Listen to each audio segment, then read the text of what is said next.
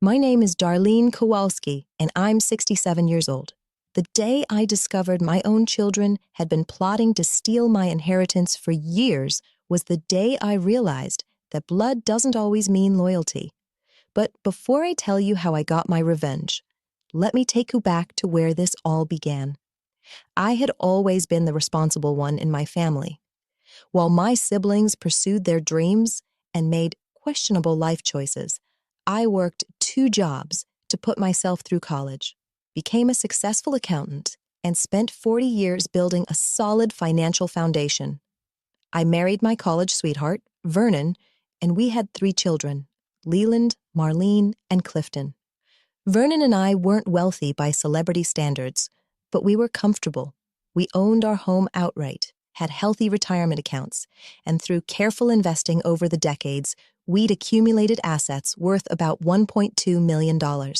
Not bad for a middle-class couple from Ohio. When Vernon passed away from a heart attack 5 years ago at age 69, I inherited everything. The grief was overwhelming, but I found solace in the fact that our children seemed to rally around me during that difficult time. They visited more frequently, called regularly, and seemed genuinely concerned about my well-being. Leland, our eldest at 42, was a regional sales manager who had always struggled with money despite his decent salary. He lived in an expensive suburb with his wife Jolene and their 2 teenagers, constantly complaining about private school tuition and mortgage payments. Marlene, 39, had always been the free spirit. She'd had various careers: yoga instructor, real estate agent, boutique owner, none of which ever quite worked out. She was currently single again after her second divorce, living in a small apartment and struggling to make ends meet. Clifton, our youngest at 36, was perhaps the most concerning. He'd graduated college but never seemed to find his direction. He worked sporadically in construction or odd jobs, often asking for loans to cover rent or car repairs. He lived alone in a rundown duplex and had developed what I suspected was a gambling problem, though he denied it whenever I brought it up. For the first 2 years after Vernon's death, I appreciated my children's increased attention. Leland would stop by every Sunday with his family for dinner. Marlene called twice a week and often brought me lunch on weekends. Clifton visited less frequently, but seemed more responsible, even helping with yard work and home repairs. Looking back, I should have questioned this sudden devotion, especially from children who had previously visited maybe once a month. But grief makes you vulnerable, and their presence comforted me during those dark months of widowhood. The first red flag should have been when they started asking about my financial situation. It began innocuously enough. "Mom, are you managing okay with the bills?" Leland asked one Sunday while we were cleaning up after dinner. Dad always handled the finances. "If you need help organizing anything, I'd be happy to take a look." "I'm fine, honey," I assured him. "I was an accountant for 40 years, remember? I can handle our household budget." But the questions kept coming. Marlene wondered if I was making smart investment choices now that I was on my own. Clifton asked if I had enough savings to maintain the house long-term. They expressed concerns about me living alone in such a big house, suggesting I might want to consider downsizing. "You could get a nice little condo," Marlene suggested during one of our lunches. "Think of how much simpler life would be without all that upkeep. Plus, you'd free up a lot of equity." Their sudden interest in my real estate situation struck me as odd, but I attribute it to genuine concern for my well-being. After all, they were my children. They loved me and wanted what was best for me, right? The second red flag was their persistent offers to help with my paperwork. Leland repeatedly volunteered to meet with my financial advisor. Marlene offered to organize my important documents, so everything would be easier to find. Clifton suggested I should have someone else listed on my bank accounts, just in case of emergency. "What if something happens to you, Mom?" he said during one visit. "What if you have a medical emergency and can't access your accounts? It would be smart to have one of us as a backup." Their logic seemed reasonable on the surface, but something felt off about their insistence. When I mentioned speaking with an estate planning attorney about updating my will, they became unusually interested in the details. "What kind of changes are you thinking about making?" Leland asked, trying to sound casual. "Just updating beneficiaries and making sure everything is clear," I replied. "You know," Marlene chimed in, "it might be helpful if we could meet with the attorney too. That way, we'd understand your wishes and could help execute everything smoothly when the time comes." I declined, explaining that I preferred to handle my estate planning privately for now. The disappointment on their faces was unmistakable, though they tried to hide it. The third and most damning red flag came 8 months later when I decided to surprise Leland by stopping by his office to take him to lunch for his birthday. His secretary informed me he was in a meeting with his siblings, which struck me as odd since none of them had mentioned getting together that day. I waited in the lobby, planning to surprise them all, but their voices carried from the conference room Leland had borrowed for their meeting. "She's not going to live forever," Clifton's voice was saying. "And at her age, who knows what could happen to her memory? What if she changes the will and leaves everything to charity or something crazy like that?" "She wouldn't do that," Marlene replied. "But Clifton's right about her age. We need to be realistic about the timeline here." "The problem is she's too independent," Leland said. "She won't let any of us help with her finances. I've been trying to get access to her accounts for months, but she keeps putting me off." My blood ran cold as I realized what I was hearing. My own children were discussing my death as if it were a business transaction, strategizing about how to access my money before I died or became incapacitated. "What about that estate attorney she mentioned?" Marlene asked. "Do we know who she's using?" "I tried to find out, but she's being secretive about it," Leland replied. "She's always been paranoid about her privacy." "Maybe one of us should suggest moving in with her," Clifton suggested. "You know, for her safety and companionship. It would give us better insight into her daily activities and financial habits." "That's actually not a bad idea," Leland agreed, "especially if we can convince her she needs help managing things. Once we're involved in her day-to-day affairs, it would be easier to ensure everything goes smoothly." I sat frozen in that lobby chair, listening to my children plot to manipulate me into giving them control over my finances. The casual way they discussed my potential cognitive decline, my death, and their inheritance plans made me feel sick to my stomach. But the conversation wasn't over. "There's something else we need to consider," Marlene said, her voice dropping lower. "What if she remarries? She's only 65, and she's still attractive. If some old guy comes along and charms her, we could lose everything." "Don't even joke about that," Clifton snapped. "She better not be dating anyone." "I'm not joking," Marlene replied. "Think about it. A lonely widow with over $1 million in assets? She's exactly the type men target. We need to make sure she doesn't get involved with anyone who might influence her financial decisions." "So what do we do?" Leland asked. "We stay close," Marlene answered. "We monitor her social activities. If she starts showing interest in anyone, we intervene. And we need to speed up the timeline on getting more involved in her finances," Leland added. "I'm going to push harder on the bank account access issue. If she resists, I'll suggest it's because she's becoming forgetful or confused." The cruelty of their plan took my breath away. Not only were they plotting to control my money, but they were prepared to gaslight me about my mental capacity to achieve their goals. These were the children I had raised, sacrificed for, and loved unconditionally. I quietly slipped out of the building before they finished their meeting, my mind reeling from what I had discovered. During the drive home, I felt a mixture of heartbreak and rage that was unlike anything I had ever experienced. The grief of losing Vernon paled in comparison to the betrayal I felt from my own children. That evening, I sat in my kitchen, the same kitchen where I had packed their school lunches, helped with homework, and celebrated their achievements, and tried to process the magnitude of their deception. Every kind gesture over the past 2 years, every expression of concern, every offer to help had been calculated manipulation. But as the initial shock wore off, something else began to emerge. determination. If my children thought they could manipulate and deceive their way to my inheritance, they had severely underestimated the woman who had outsmarted competitors and clients for 4 decades in the accounting world. I wasn't going to be anyone's victim, especially not my own children's. The next morning, I called my attorney, Harold Brennan, whom I had known professionally for over 20 years. I requested an urgent meeting to discuss updating my estate plan. "Darlene?" Harold said when I arrived at his office that afternoon, "You look upset. Is everything all right?" I told him everything I had overheard, watching his expression shift from surprise to disgust as I recounted my children's conversation. "I'm so sorry," he said when I finished.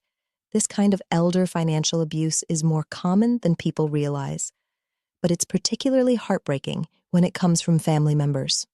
I want to change my will immediately," I said, "and I need advice on how to protect myself from their schemes." Harold leaned back in his chair, thinking carefully. "We can certainly update your will, but I'd also recommend some additional protective measures. Have you considered setting up a trust?" Over the next 2 hours, we discussed various strategies to safeguard my assets and send a clear message to my children about the consequences of their betrayal. Harold explained several options, from simple will changes to more complex trust arrangements that would make it nearly impossible for anyone to manipulate me into giving them premature access to my money. "There's one approach that might be particularly effective given your situation," Harold suggested. "It's a bit unconventional, but it would certainly make your point clear." He outlined a plan that was both legally sound and deliciously satisfying. By the time I left his office, I had a new will and a strategy that would teach my children the most expensive lesson of their lives. But I wasn't done yet. If they wanted to play games, I was going to play back, but I would play to win. The first phase of my plan involved giving them exactly what they claimed to want: more involvement in my life and finances. The next day, I called Leland. "Honey, I've been thinking about what you said regarding having help with my finances," I began, trying to sound slightly confused and overwhelmed. "Maybe you're right. This is all getting a bit complicated for me to handle alone." I could practically hear him perk up on the other end of the line. "Oh, Mom, I'm so glad you're reconsidering. It's not that we don't trust your abilities. It's just that financial management can be tricky, and having family support is important. Could you come over this weekend?" I asked. "Maybe you could look at my statements and help me understand where everything stands." "Of course. I'll bring Jolene too, if that's okay. She's great with organization." Over the next few weeks, I played the role of a slightly declining elderly woman who was becoming increasingly dependent on her children's guidance.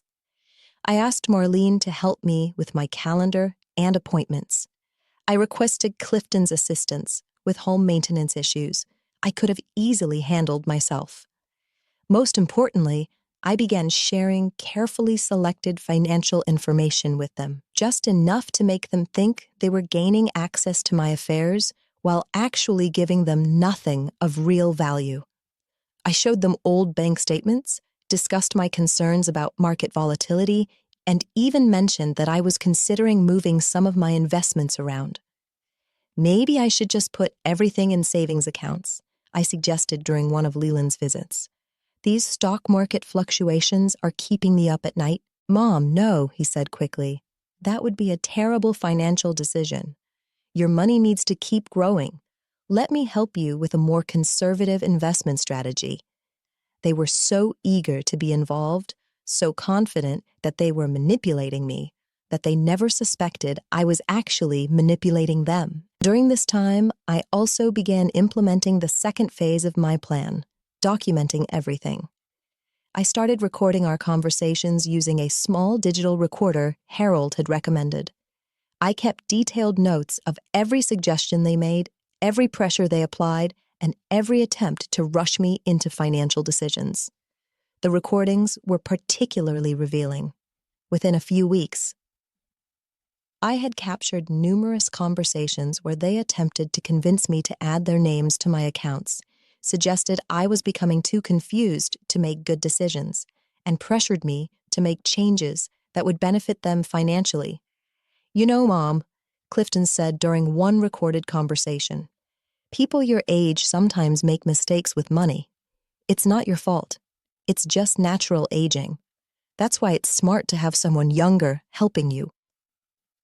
"You saying I'm not capable of managing my own finances?" I asked, feigning hurt and confusion. "Of course not," he backtracked quickly. "It just means it's a lot of responsibility for one person.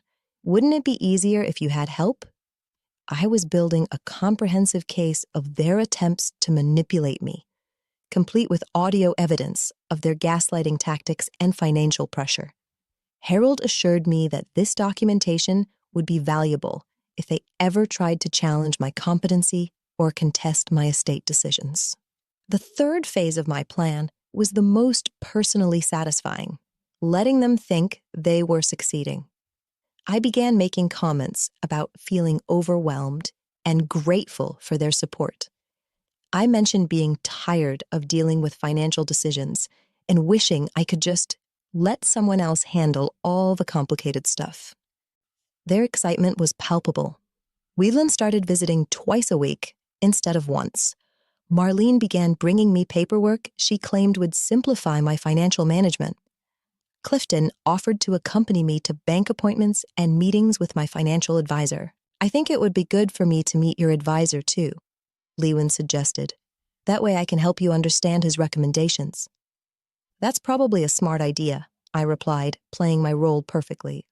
I have to admit, sometimes I don't follow everything he's explaining.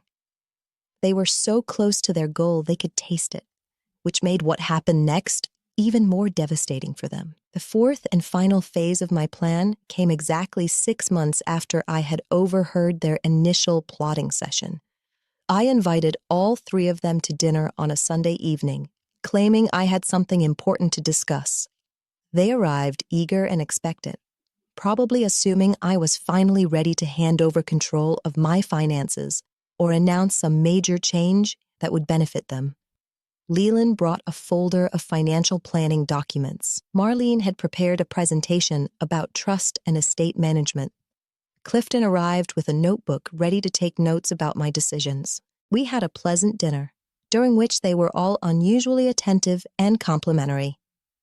They praised my cooking, complimented my appearance, and made a point of telling me how much they appreciated everything I had done for them over the years. "You're such a wonderful mother," Marlene gushed. "We're so lucky to have you." "We just want to make sure you're taken care of," Leland added. "That's all we've ever wanted." "Family is the most important thing," Clifton chimed in. "We need to stick together and look out for each other."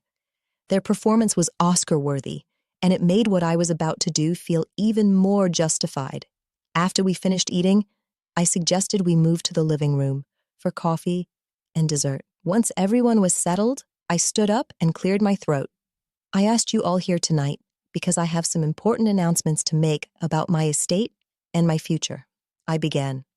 All three of them leaned forward attentively, their eyes bright with anticipation.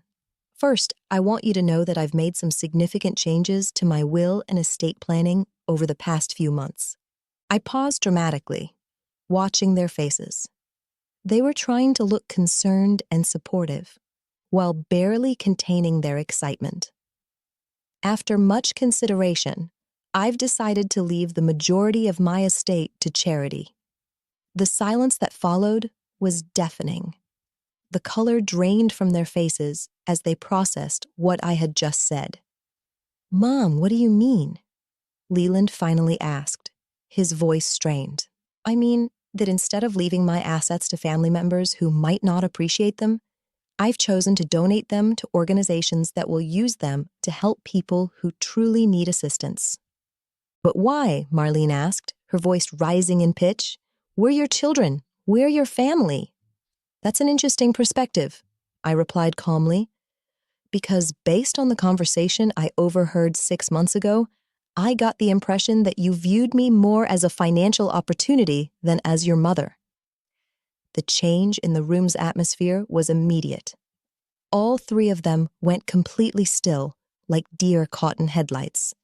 "I don't know what you mean," Leland said carefully. "Really?" I reached into my purse and pulled out my digital recorder. Would you like me to refresh your memory? I pressed play, and their own voices filled the living room, discussing my death timeline, my potential cognitive decline, and their strategies for accessing my money. The 15 minutes of recording I played included some of their most damning statements, including their plans to gaslight me about my mental capacity and their concerns about me potentially remarrying. By the time the recording ended, Marlene was crying, Leland was staring at the floor, and Clifton was red-faced with either shame or anger. I couldn't tell which. "How could you?" Marlene whispered.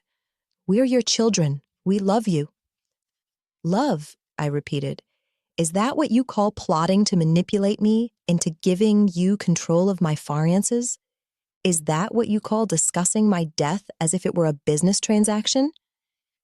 "We were just worried about you," Leland attempted weakly. "We wanted to make sure you were protected." "Protected from whom?" I asked. "From potential suitors who might care about me? From my own financial decisions?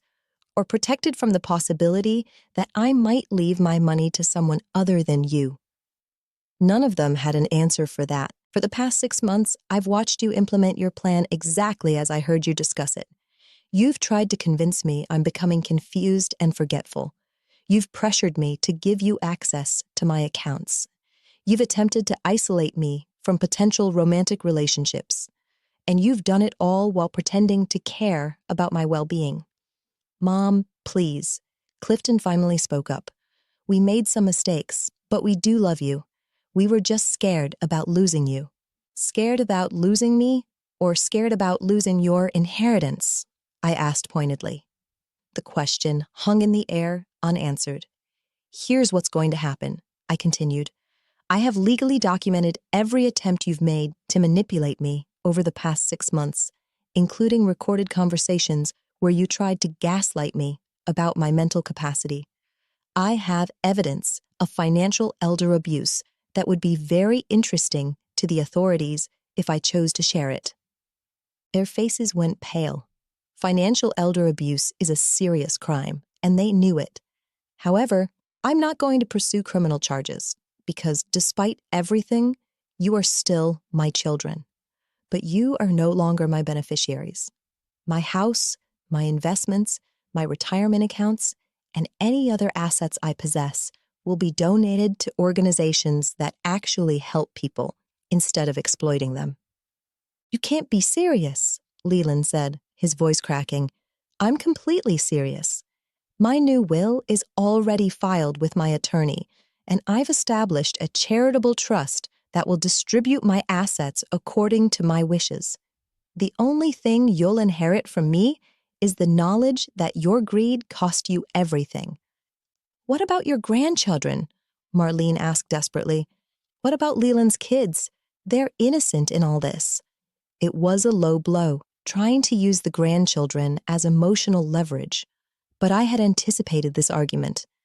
My grandchildren have 2 parents who should be providing for their future instead of waiting for their grandmother to die. If Leland and Jolene want their children to have college funds or inheritance money, they should save for it themselves instead of counting on money that was never guaranteed to them. ... "This is insane," Clifton exploded, finally showing his true colors. "We're your family. You can't just give away our inheritance to strangers." "Your inheritance," I repeated coldly. "Exactly when did my money become yours? I'm still alive, still mentally competent, and still capable of making my own financial decisions despite your attempts to convince me otherwise." "We were trying to help you," he shouted. "By plotting to take control of my finances, by planning to gaslight me into thinking I was confused, by discussing strategies to prevent me from finding companionship in my later years. That's your definition of help?" He had no response to that. "This conversation is over," I said firmly. "I want all 3 of you to leave my house now. You're no longer welcome here."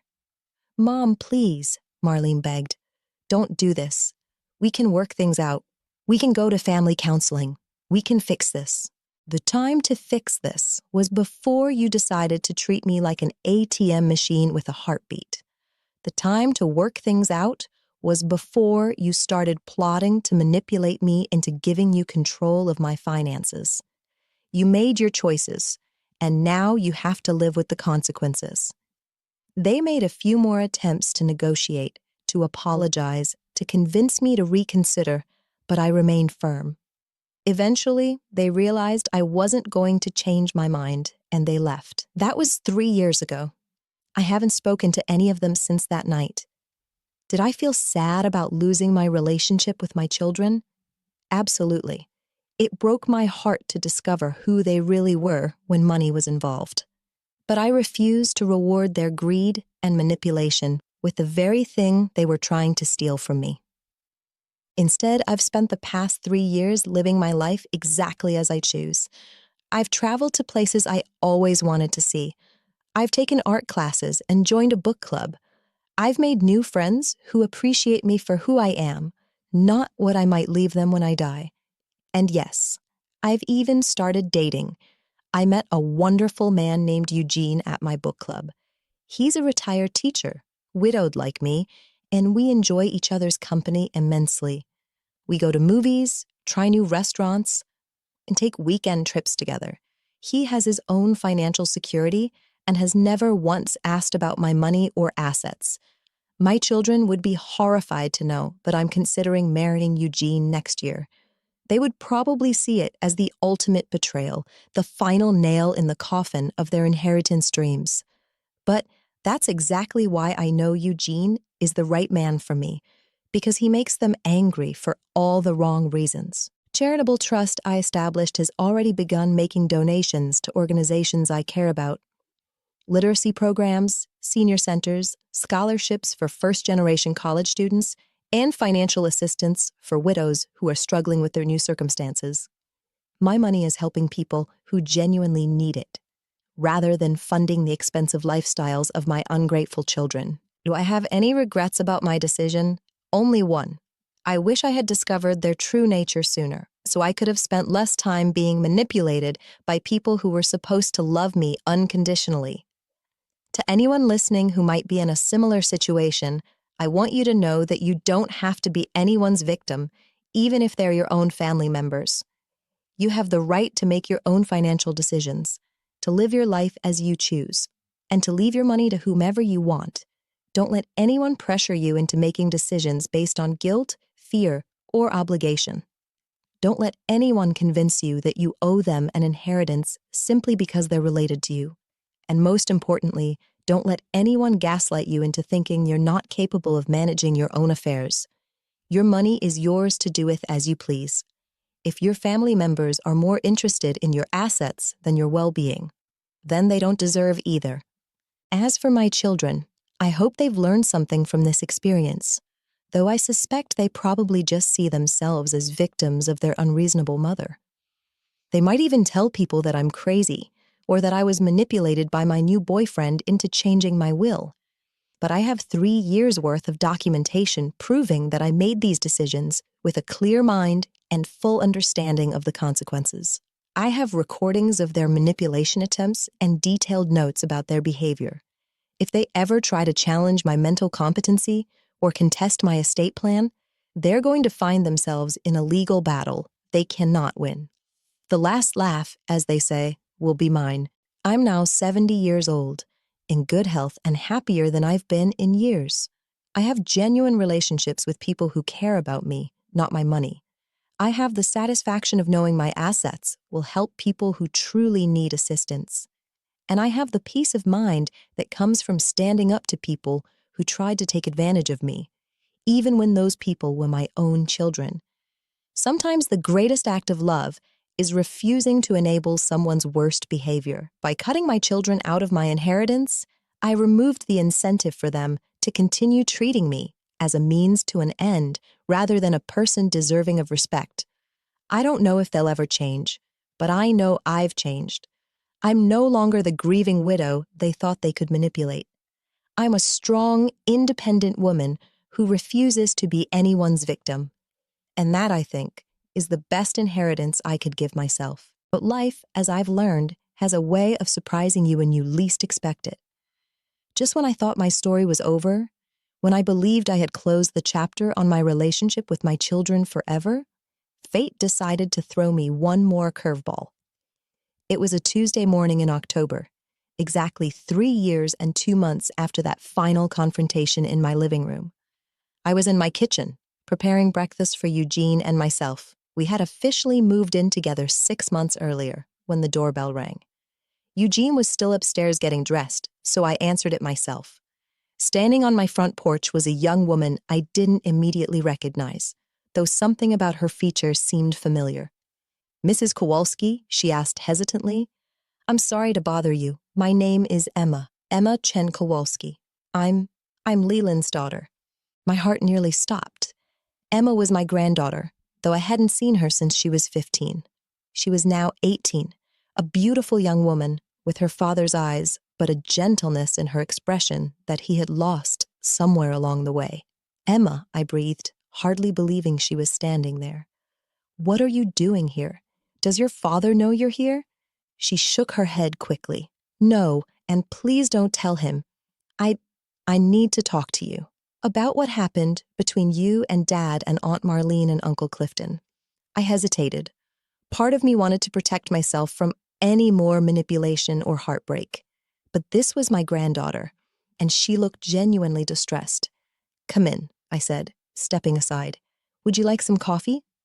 As we sat at my kitchen table, the same table where I had realized the extent of my children's betrayal, Emma fidgeted with her hands and seemed to struggle with where to begin. "I know what they did to you," she finally said. "I know about their plan to get control of your money, and I know about the recordings you made." I raised an eyebrow. "How could you possibly know about that?" "Because I heard them talking about it. For 3 years, Grandma Darlene, they've been complaining about what happened. But it wasn't until last month that I realized they never told me the whole truth." She reached into her backpack and pulled out her phone. "Dad was particularly angry one night, drinking more than usual, and he started ranting about you to Mom. I recorded it because I was starting to get suspicious about their version of events." She played a brief clip, and I heard Leland's slurred voice. "The old bat recorded us without our knowledge. She set us up, Emma. We were just trying to look out for her, and she twisted it into some kind of crime. Now she's probably leaving everything to that boyfriend of hers, and there's nothing we can do about it." Emma stopped the recording. That's when I started asking questions, real questions, and the more I dug, the more I realized that Dad and Aunt Marlene and Uncle Clifton had been lying to me and my brother about what really happened. "What did they tell you?" I asked gently. "They said you had become paranoid and suspicious in your old age. They said you accused them of trying to steal your money when they were just trying to help. They made it sound like you had some kind of mental breakdown and cut them off for no good reason." The pain in her voice was evident. "I believed them, Grandma. For 3 years, I believed that you had abandoned us because you were confused or bitter, or, I don't know, maybe suffering from dementia or something." I felt a familiar anger rising in my chest. Even after everything, my children were still manipulating people, now including their own children, to make themselves look like victims. "But then Marcus started asking questions too," Emma continued. "He's 16 now, and he's always been smart about people.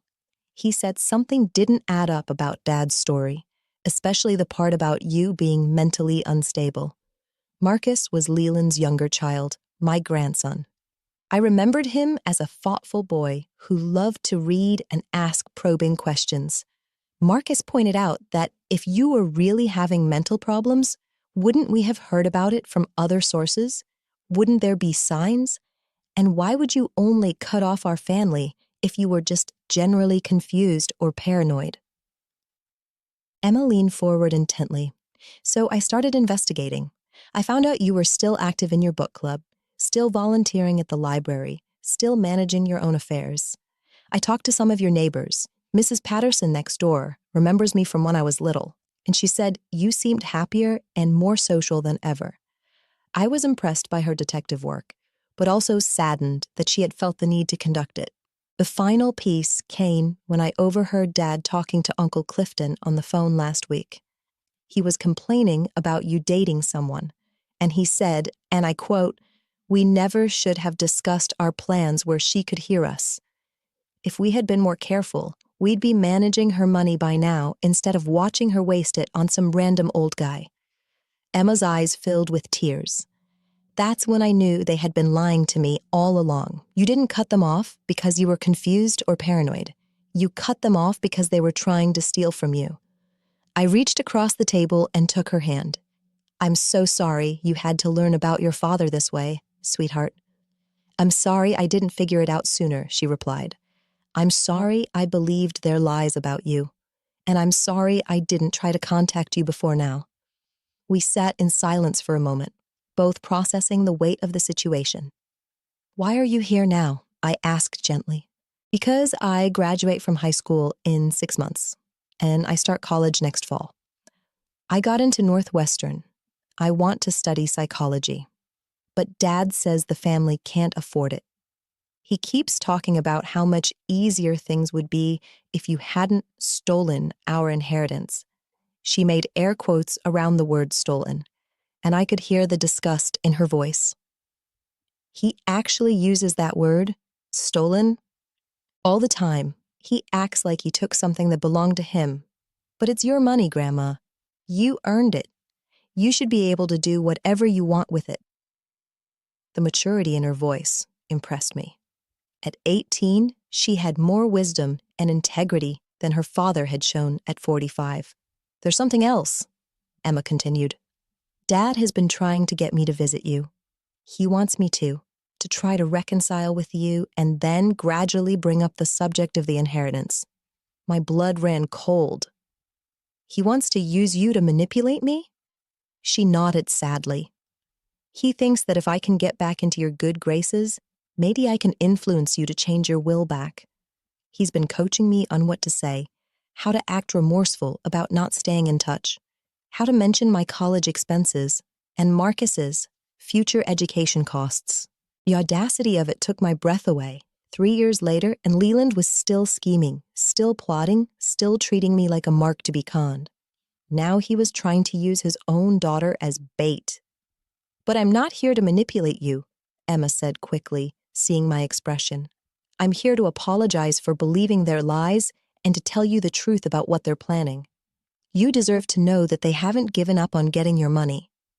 "And what about you?" I asked carefully. "What do you want from this conversation?" She was quiet for a long moment, considering her answer.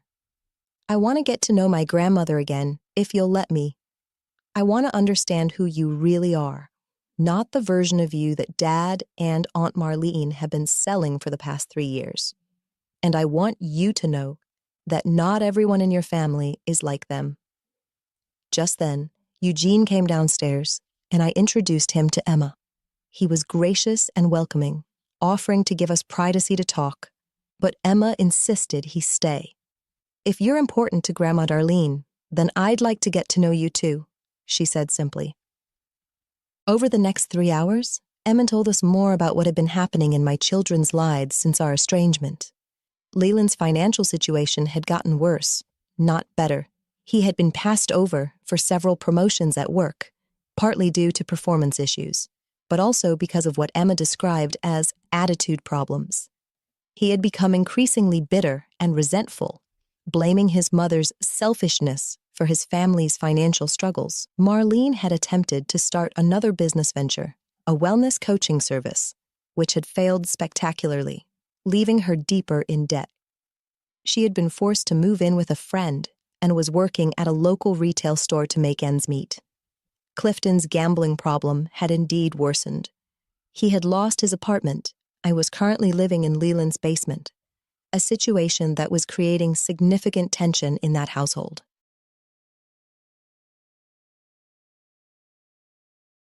"They spend a lot of time talking about you," Emma said, "about how different things would be if you had been reasonable. They've convinced themselves that they were the victims in all of this." "And what do you think?" I asked. "I think they got exactly what they deserved," she replied without hesitation. I think you were brave to stand up to them, and I think they're reaping what they sowed." As the morning turned into afternoon, Eugene excused himself to give Emma and me some time alone. She told me about school, her friends, her plans for college, her relationship with her brother Marcus.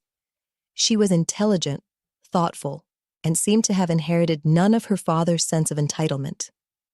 "Can I ask you something?" she said, as our conversation began to wind down. "Do you ever regret cutting them off? Do you ever wish you had tried to work things out instead?" I considered her question carefully. "I regret that it was necessary," I said finally. "I regret that they chose greed over love. I regret that I lost the relationship I thought I had with them. But do I regret protecting myself from their manipulation? Do I regret refusing to reward their betrayal? No, Emma, I don't regret that at all." She nodded thoughtfully. "I understand, and I want you to know that Marcus and I don't blame you. We're old enough to see the situation for what it is." "What about your relationship with your father?" I asked. "I don't want to cause problems between you and your parents." "There are already problems," she replied honestly. "This situation has opened my eyes to a lot of things about Dad. The way he talks about you, the way he's trying to use me to get to you, the way he refuses to take responsibility for his own financial situation, it's changed how I see him."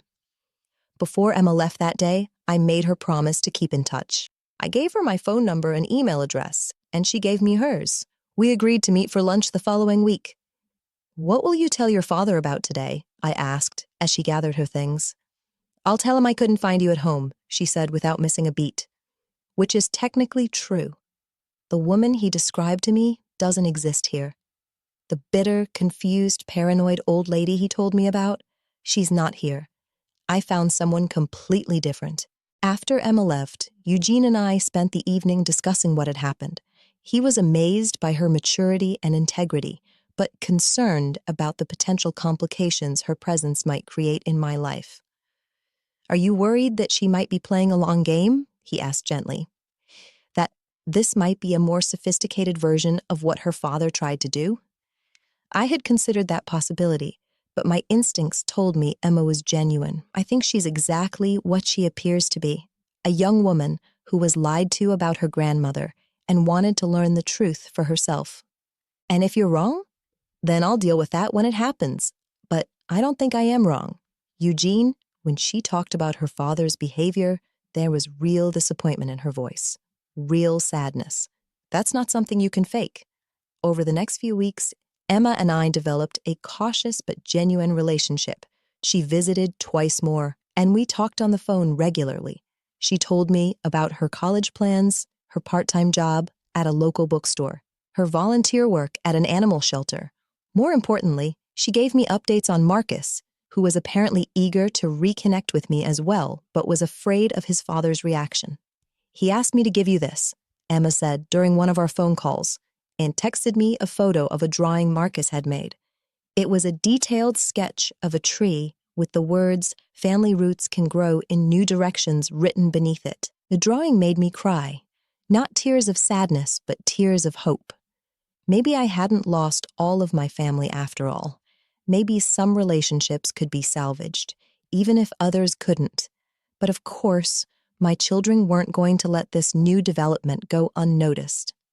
3 weeks after Emma's first visit, I received an unexpected phone call from Marlene. "Mom," she said, her voice dripping with false sweetness. "I heard from Leland that Emma has been visiting you. I'm so glad you two are reconnecting." I was immediately on guard. "How did Leland know about Emma's visits?" "Oh, you know how it is. Emma mentioned running into you at the library or something. The important thing is that family is getting back together." This was clearly a lie. Emma had been very clear about not telling her father about our meetings. Someone must have seen us together and reported back to Leland. "What do you want, Marlene?" I asked directly. "I want to see my mother," she replied, her voice taking on a wounded tone. "I've missed you terribly over the past 3 years. I know we had our differences, but surely we can work past them. Life is too short to hold grudges." "Differences?" I repeated. "Is that what you call plotting to steal my money and gaslight me about my mental capacity?" "Mom, please, we've all learned from that situation. We made mistakes, but our intentions were good. We were just worried about you. The same lies, the same justifications, the same refusal to take real responsibility. Nothing had changed. If you've truly learned from the situation, then you understand why I can't trust you, I said calmly. And if you haven't learned, then this conversation is pointless. But what about Emma and Marcus? She pressed. Don't you want a relationship with your grandchildren? There it was, the emotional manipulation I had been expecting. She was trying to use my newfound connection with Emma as leverage. My relationship with my grandchildren is separate from my relationship with their parents, I replied firmly. Emma is an adult who can make her own decisions about who she wants in her life. The same will be true for Marcus when he turns 18. You can't seriously expect to have a relationship with them while cutting out their parents. That's not how families work. Healthy families don't work that way. I agreed. But this isn't a healthy family dynamic, is it, Marlene? This is a family where the parents tried to manipulate and steal from their own mother, then lied to their children about what really happened. The conversation went downhill from there. Marlene eventually dropped her false sweetness and reverted to the same accusations and guilt tactics she had used 3 years earlier. I ended the call and immediately contacted Emma to warn her about the increased attention our relationship was likely to attract. I figured this would happen, Emma said when I reached her. Dad has been asking a lot of questions about where I go and who I spend time with. I think he's getting suspicious. Are you prepared for the pressure he's going to put on you? I asked. I'm prepared to tell him the truth if necessary, she replied. I'm 18, Grandma. He can't control who I have relationships with anymore. But I underestimated just how desperate my children had become. 2 days later, Emma called me in tears. Grandma, I need to see you right away. Something terrible has happened. She arrived at my house 20 minutes later, visibly upset and carrying a suitcase. Dad found out about our visits, she said as soon as I let her in. He went through my phone and found our text messages. He was furious. What did he do? I asked, though I was afraid to hear the answer. He accused me of betraying the family. He said I was being manipulated by you, just like he and Uncle Clifton and Aunt Marlene had been. He said if I continued to see you, I was choosing you over them, and I would no longer be welcome in his house. Eugene, who had been listening from the kitchen, joined us in the living room. So you left? He asked gently. Emma nodded. I told him I wasn't going to choose sides, but I also wasn't going to stop seeing my grandmother based on his lies. He said that was my choice, but there would be consequences. What kind of consequences? I asked. It's cutting off my college fund, she said, fresh tears streaming down her face. He said if I'm adult enough to make my own decisions about family relationships, then I'm adult enough to pay for my own education. The cruelty of it took my breath away. Leland was willing to sabotage his own daughter's future out of spite and greed. There's more, Emma continued. He called Northwestern and tried to get them to rescind my acceptance. He told them he could no longer provide financial support and that I had been lying on my application about my family's financial situation. Can he do that? Eugene asked. The college said they couldn't change their admissions decision based on financial circumstances, but they did ask me to update my financial aid application. Without Dad's contribution, I won't qualify for the same aid package I was originally offered. I was speechless with rage. This was a new low even for Leland. Using his daughter's education as a weapon against me was beyond despicable. I'm so sorry, sweetheart, I said, putting my arms around her. This is exactly what I was afraid would happen. It's not your fault, she replied firmly. This is who Dad really is. I just never saw it clearly before because he never had a reason to turn on me. What will you do now? I asked. I don't know. I can get student loans, but they won't cover everything. I might have to defer college for a year and work to save money. Or maybe go to community college first and transfer later. As Emma spoke about her altered plans, I felt a familiar determination rising within me. Leland thought he could punish his daughter for refusing to participate in his schemes. He thought he could use her education as leverage against me. He was about to learn that he had made the biggest mistake of his life. "Emma," I said quietly, "what if I told you that you don't have to change your college plans at all?" She looked at me with hope and confusion. "What do you mean?" "I mean, what if someone were willing to pay for your education? All of it. Tuition, room and board, books, everything." Her eyes widened. "Grandma, I can't let you do that. Dad would say you're trying to buy my loyalty or manipulate me, like you supposedly manipulated him."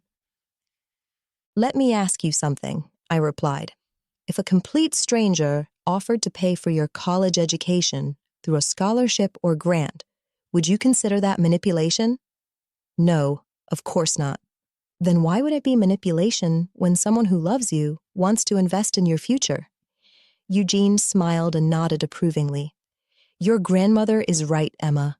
There's a big difference between supporting someone's dreams and trying to control their decisions."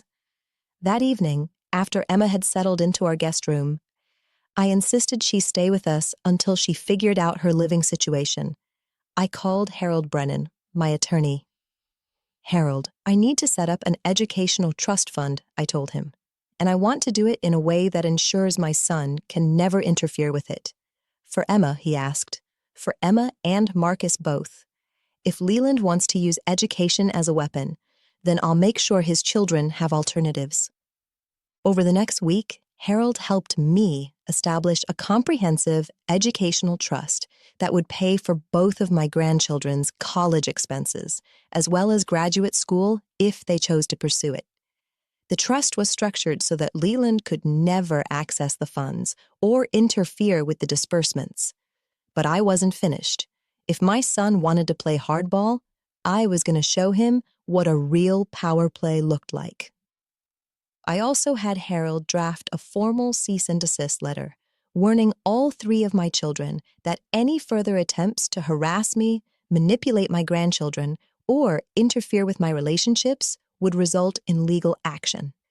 The letter referenced the documented evidence I had of their previous manipulation attempts and made it clear that I was prepared to pursue criminal charges for financial elder abuse if they continued their behavior. A letter was delivered to all three of them simultaneously, along with copies of the trust documents establishing the educational funds for Emma and Marcus. The response was immediate and explosive. Leland called me within an hour of receiving the letter, screaming into the phone about how I was stealing his children and bribing them to turn against their family. "You manipulative old witch," he shouted. "You're trying to buy their love because you know you drove away everyone who actually cared about you." "I'm giving them opportunities that you tried to take away," I replied calmly. "I'm providing them with educational funding that you withdrew out of spite. If that threatens you, then maybe you should examine your own motivations. Those kids belong to me, not you. Children aren't property, Leland. They're individuals who deserve to make their own choices about relationships and education. The fact that you see them as possessions tells me everything I need to know about your character." He hung up on me, but the calls didn't stop there. Over the next few days, I received increasingly desperate and angry messages from all three of my children. Marlene accused me of weaponizing money against the family. Clifton claimed I was destroying lives to satisfy my own ego. Leland threatened to sue me for alienation of affection.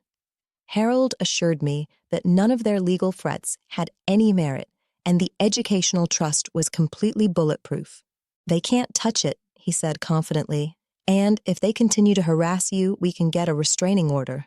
Meanwhile, Emma thrived in her new environment. She got along wonderfully with Eugene, who helped her with her college preparation and shared his love of literature with her. She found a part-time job at the bookstore near our house and started making new friends who weren't connected to her father's toxic influence. Most importantly, she was able to contact Marcus safely. Through carefully orchestrated meetings at the library and local coffee shops, I was able to reconnect with my grandson as well. Like his sister, he was intelligent, thoughtful, and nothing like his father. I never believed Dad's stories about you being crazy, Marcus told me during one of our meetings. Even when I was younger, they didn't make sense. You taught me how to balance a checkbook when I was 12. You helped me set up my first savings account. Someone with mental problems couldn't do those things. Having a relationship with both grandchildren was healing in ways I hadn't expected. They reminded me that good people could come from bad situations. That integrity and kindness weren't inherited traits that skip generations, but the situation with their parents continued to escalate. When Leland realized that his threats weren't working, he tried a different approach. He showed up at Emma's workplace and caused such a scene that the bookstore manager had to call security. He accused Emma of being brainwashed by her grandmother and demanded she come home immediately. "I'm not going anywhere with you," Emma told him firmly, while her coworkers called the police. "You made your choice when you tried to use my education as a weapon. Now live with the consequences." "You're making the biggest mistake of your life," he replied. "She'll get tired of you eventually, just like she got tired of us. Then you'll have nowhere to go." Even if that were true, which it isn't, I'd rather take that risk than live with someone who tries to manipulate and control everyone around him. The police arrived and escorted Leland off the property, but not before he made one final threat. "This isn't over. I'll find a way to get you back, and I'll find a way to make her pay for what she's done to this family." That night, Emma was visibly shaken by the encounter. "Grandma, I'm scared about what Dad might do next." He seemed unhinged.